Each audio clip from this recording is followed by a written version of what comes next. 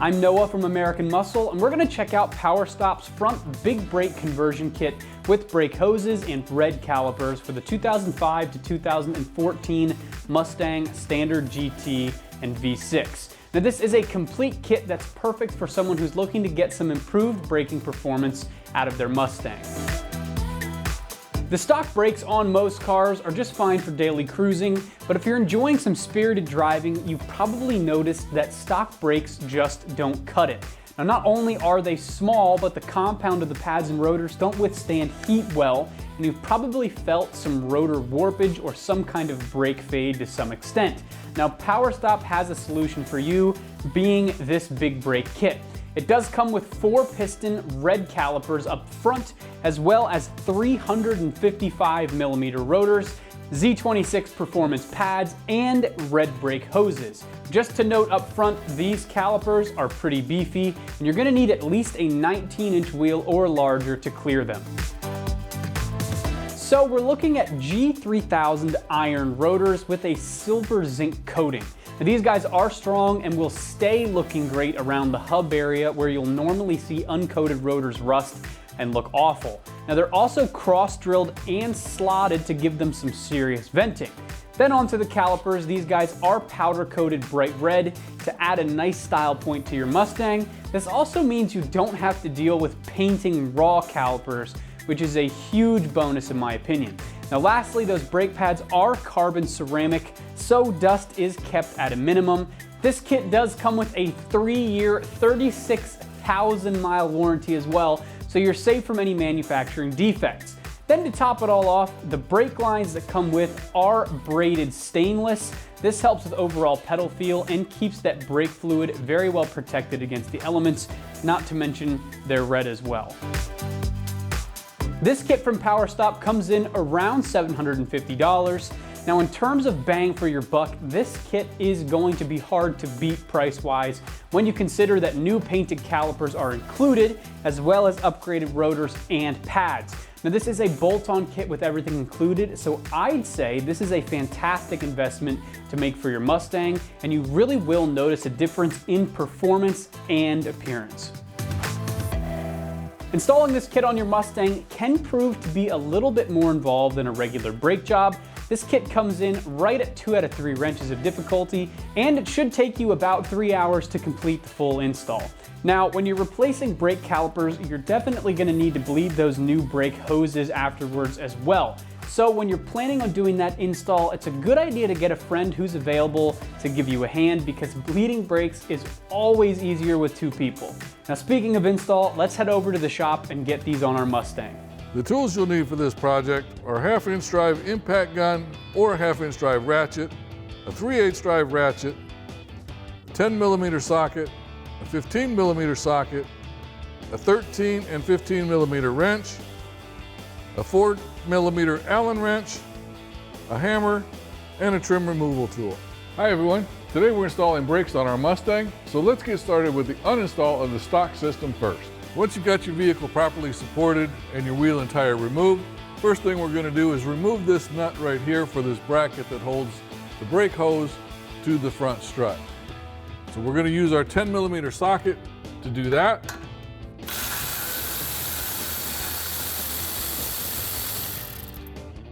Now we're going to go ahead and take the 2 bolts out here and here to remove our caliper mounting bracket from the steering knuckle. We're going to use our 15mm socket for that.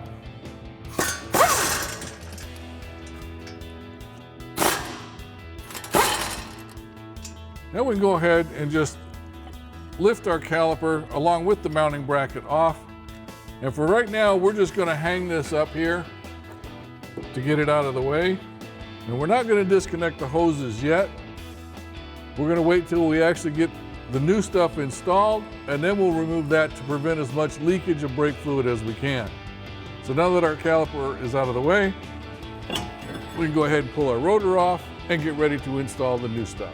All right, now we're going to go ahead and pre-assemble our caliper here with our new brake pads and our new hose, just to make sure it's ready to go when we install it. So to install your brake pads, the system comes with these 2 pins with these two little locking washers at the top. And they insert from the back side of the caliper. So what we're going to do before we assemble that is you're going to use some of this lube that's supplied in the kit, spread it around a thin layer along the back side of the pad, on both pads, and then we'll go ahead and get these inserted. So we're just going to slit this inside, kind of line up the holes as best we can, and we'll insert the other pad as well. And we're going to go ahead and insert one of the pins. Like I said, just tap this down a little bit. It might be a little bit of a tight fit because of the powder coating that's on the caliper itself. Once you've got it lined up so the pin will go in, then we can go ahead and take our hammer and get that locked into place.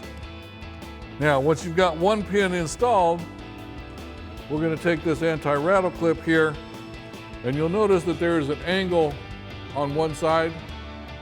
There's an angle on one side here.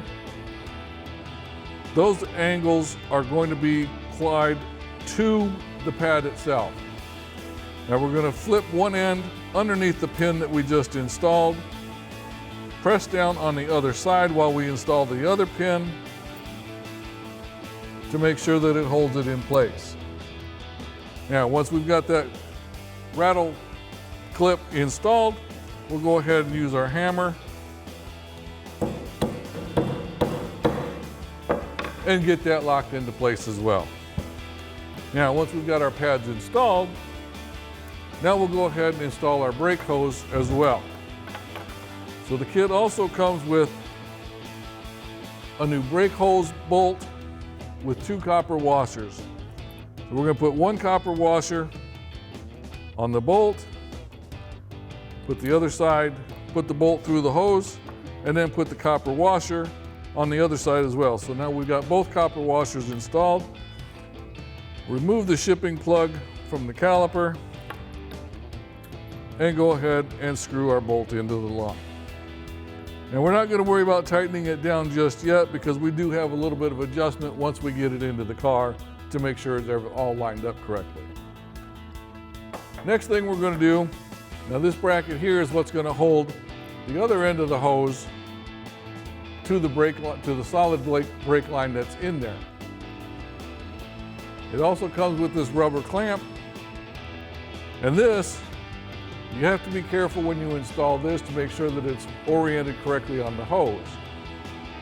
So we've already done a little test fitting, so we know this is going to go up as close to the boot on the brake line as we can get it. We'll go ahead and close that up.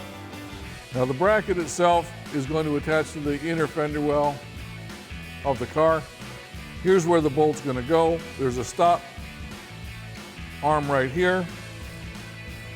So this is going to go this way. We want this rubber bracket to go on this way. Like I said, the kit does come with the bolt to put that in there. And you can use a 4mm Allen head wrench to go ahead and loosely attach that to the bracket. Now we're not going to tighten this down just yet, like I said, because we do have some adjustments that we have to make once we get this installed on the vehicle. So now we can go ahead and put our new caliper and rotor on the car.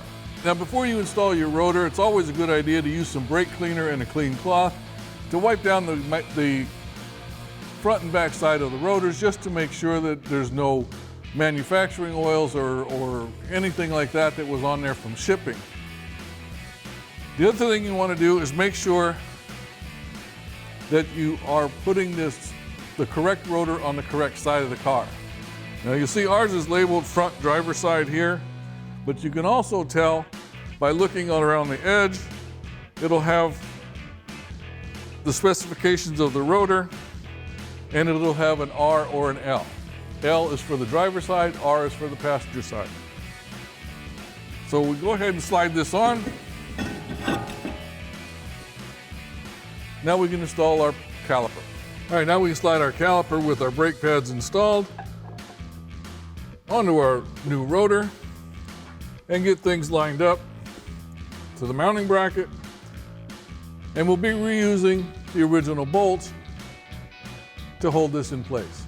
All right, so we'll insert our 2 bolts.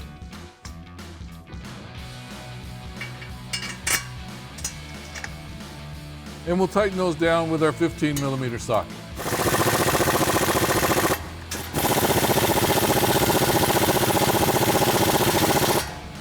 All right, our next step is going to be to remove the old brake hose and the caliper all together in one unit. Now, the reason why we left this hooked up before is to help not leak as much brake fluid as possible. So what we're going to do is we're going to go ahead and drop this splash shield down here by removing these 2 push pins on this panel using our trim removal tool. We're just going to pop this in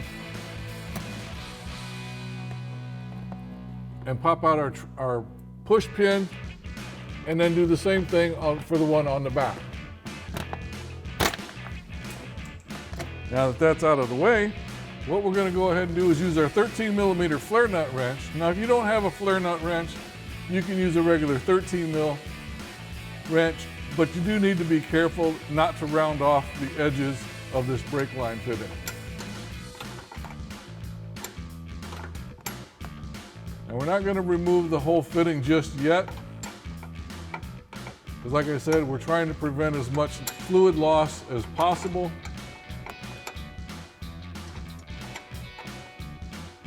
All right, now once you've got it to a point where it's actually starting to drip, go ahead and turn it back in a couple of turns just to slow things down. Now we're going to use our 10mm wrench or socket and go ahead and take off this bracket.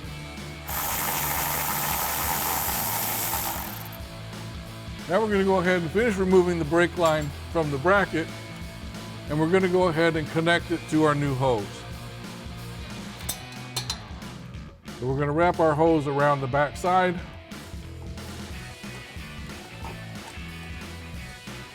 And then we'll go ahead and get that connected.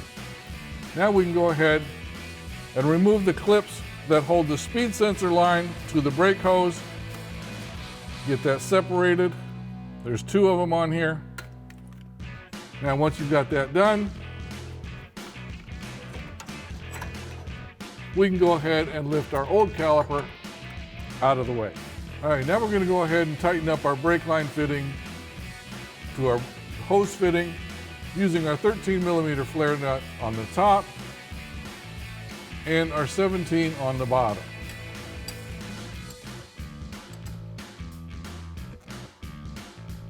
You want to make sure that those are nice and tight to prevent any leakage. Now, this bracket that we installed earlier goes into this old hole here from the original bracket and this hole here. So you may need to massage your brake line a little bit to get that to fit. Just be very careful how you bend it. Don't want to bend it too far. And maybe twist it a little bit as well. Now, once you've got it in position, go ahead and replace your 10mm bolt. And then we'll tighten it down with our socket.